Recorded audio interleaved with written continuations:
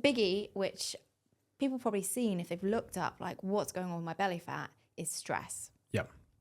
So this is a vicious cycle because the more stressed you are, the more you're likely to eat foods that are conducive to putting on weight. The more you put on weight, the more stressed you are, and so on. It's a vicious cycle. Yeah, definitely. I mean, it's stress, learning to manage your stress and being self-aware enough to know how to manage your stress is, your emotional and stress management is probably up there with like one of the key things or one of the key traits that you need to have to be a healthy individual. If you don't have a way of blowing off steam in a healthy way or managing your stress levels and keeping yourself in a quote unquote more stable place, and you're kind of being more emotionally reactive and stressed all the time, and then your lifestyle doesn't support that either, maybe poor sleep, too much coffee, lots of sugar, alcohol, you are just in this vicious cycle that is so hard to break, like so hard to break. And all of those factors that you just mentioned, like coffee, poor sleep, alcohol, they all contribute to further drive up cortisol, which is one of the stress hormones that is linked with belly fat. And so the more you have high cortisol, the more body fat you store, slower your metabolism is. You actually even start to break down more muscle, which then slows your metabolism even more. Yeah. That then affects your thyroid. So there's like this cascade, as I said, that it can feel really hard to get out of. And chronic stress makes more fat, and fat in itself makes more cortisol, which is like a mind-blowing fact I learned when I was researching this episode. It's not just you're stressed because you're getting fatter and you don't like it. Like, you genuinely produce more cortisol because you have more fat cells. So it can feel like this stuck situation that you have no power about, but that's not true. That is not true. There are many steps that you can take, and this is sometimes where, for at least what I've seen, where people are just like morbidly obese or even just obese or overweight. Like, when you just lose like 10, 20 pounds, like all your health markers go up, all your hormones start to regulate more because you're carrying less body fat. And often, not always, because people can lose weight in unhealthy ways, but often people are taking healthier steps to lose weight as well. And that just has a cascade effect in the other direction in terms of overall everything starts to get healthier. Yeah. And the great thing with stress management techniques, if you could implement them in your life, is they often help support other things to do with fat loss. So if going for a walk helps you just like let go of the day's work, that's also going to help your NEAT. If you start to realize Should explain that. what NEAT is. Oh, go on then. NEAT is your non-exercise activity thermogenesis. It's a fancy word for just, your non-planned exercise, but yeah, it makes up a big part of your metabolism and how many calories we burn. Yeah, and I think after COVID, so many people realised they were going out for their one walk because they were allowed to go for one walk. Yeah, crazy. And then they were like, oh, it's actually like quite vital to my mental health. Yeah. And they would never have maybe chosen to go for a walk for mental health before. And so it starts to highlight like these things you're doing for your stress management actually contribute to your physical health and vice versa. What do you do for your stress management? So I do like to go for a walk. I love to get on my yoga mat and have a stretch. It's a little bit challenging to have like a nice full hour session now because I've got a toddler. But even if it's just like, often I'll just get on the floor in the kitchen and he's running around and I'll just do a couple of stretches. Most people find they hold stress in like certain parts of their body. So for me, it's like my shoulders and my chest. And so if I can get some like nice chest opening and shoulder visualization, that really helps me instantly feel better. Some people, it might be their hips. Some people, it's their lower back. And actually, like my other half, as soon as he's getting really stressed at work, his back goes. He says, my back goes, nothing goes anywhere. The quotation mark, yeah. My back Sorry, goes. I am being sympathetic, but nothing goes anywhere. But it's like an embodiment of stress. So being able to be aware of like, this is my physical response to stress is one step, because you can start to notice before you have that cascade of negative impacts. And then knowing, right, okay, it shows up in my back, right? These are the things that help my back release, and implementing those quickly. So wherever you're at with your stress levels, there's probably a little trigger that you could tune into to physically notice, I'm starting to get a bit stressed out right now. Yeah, definitely. I think it's having that awareness, and even just understanding like what does trigger you. Have you got certain people in your life, certain family members, certain colleagues, certain parts of your home life that do trigger you, and if you want to change that outcome, it's being aware of it is the first step. And then it's just starting to try different things to be like, hey, I don't really like how I feel after that situation. I don't really like how I've reacted to that situation. I'm just looking for a different route or a different way to, feel better after that situation. So your emotional management is just in a overall healthier place. Yeah, and I think you touched on a good point there, because it's not always about going for a walk or doing yoga or doing a workout, because that isn't always practical. Or possible. No. Yeah. But being able to find maybe less physical ways to manage stress is really helpful. I read a really interesting quote the other day. I don't actually know if this is true. We got our fact man anyway. So yeah.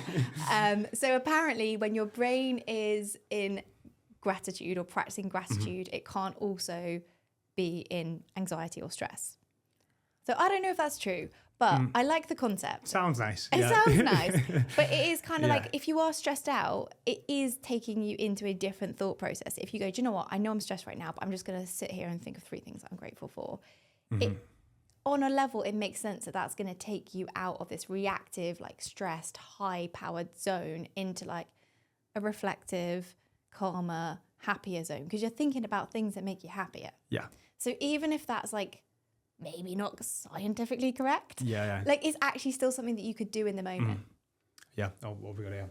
So studies have shown that gratitude reduces anxiety, depression too, in part by optimizing the functioning of the. We should definitely get you to read these days. Okay, shall I? The autonomic nervous system, and as well as the same neurotransmitters involved in anxiety. The brain can't respond to anxiety and gratitude at the same time, which means it's one or the other. There you go.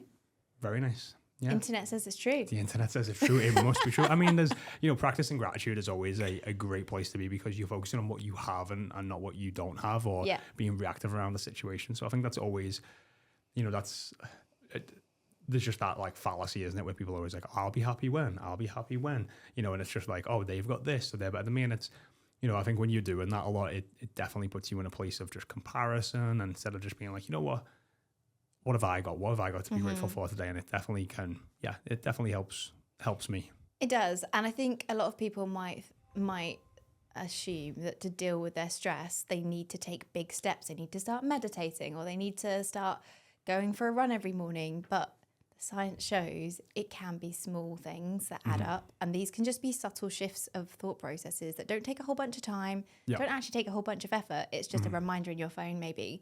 And you can start to take control of something that then has those effects on not just your headspace, but your belly fat, right? Yeah, definitely.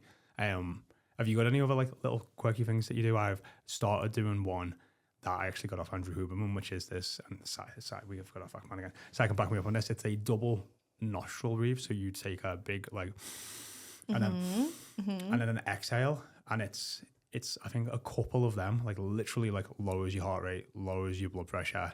And I've found like if I'm ever in like a stressful situation and I'm about to go into like so say I've been in work and I'm going home, or if I've been in a meeting and I'm going into a different meeting, sometimes I will just do a couple of those breaths, like prime my mind around like just relax. I'll even just keep saying that to myself.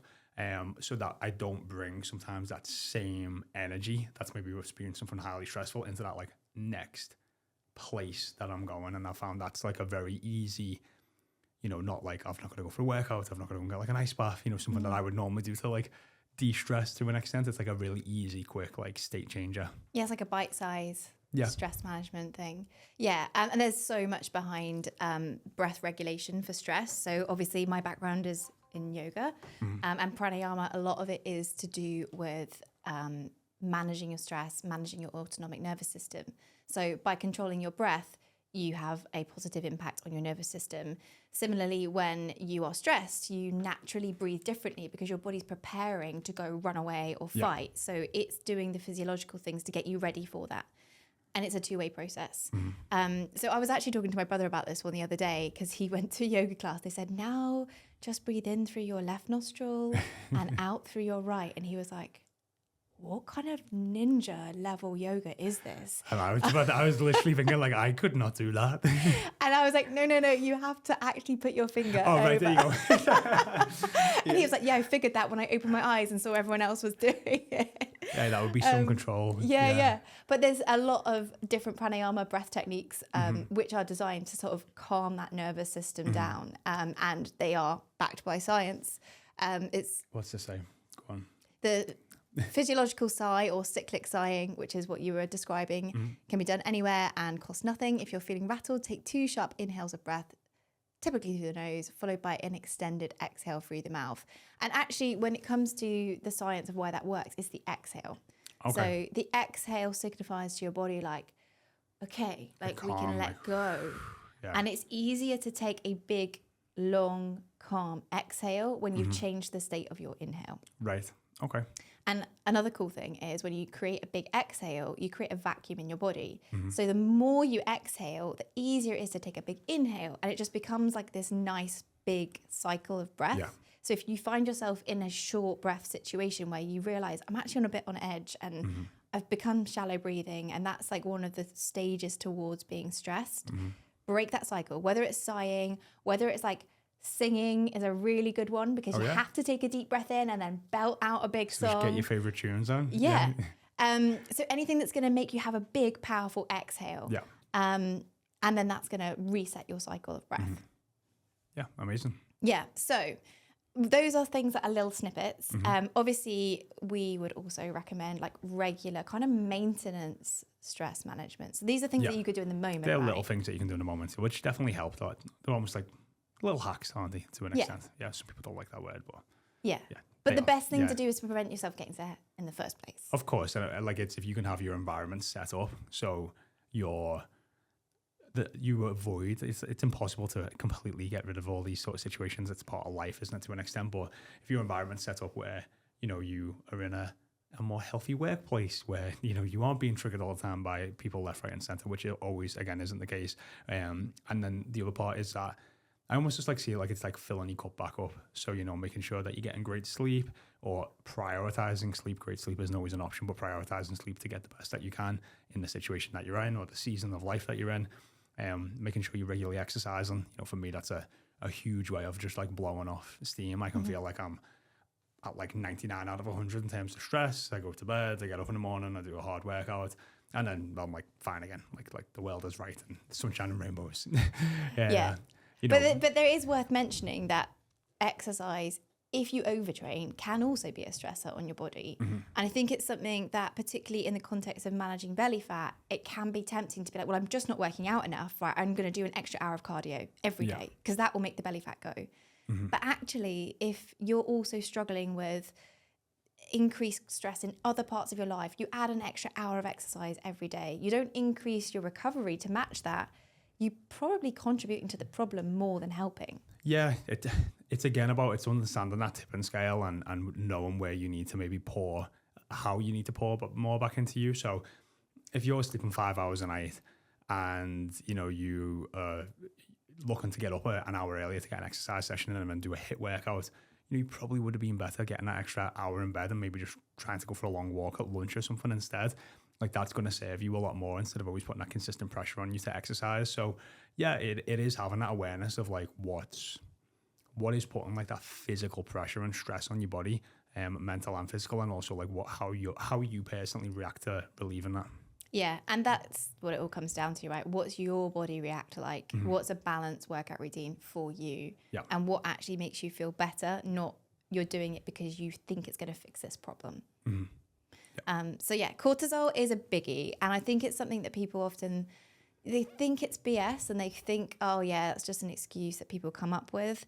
But it underlies so many of our choices as well. Even if we discount the physiological impacts that cortisol has on our body fat distribution, the impacts on our choices and our habits when we're stressed are huge.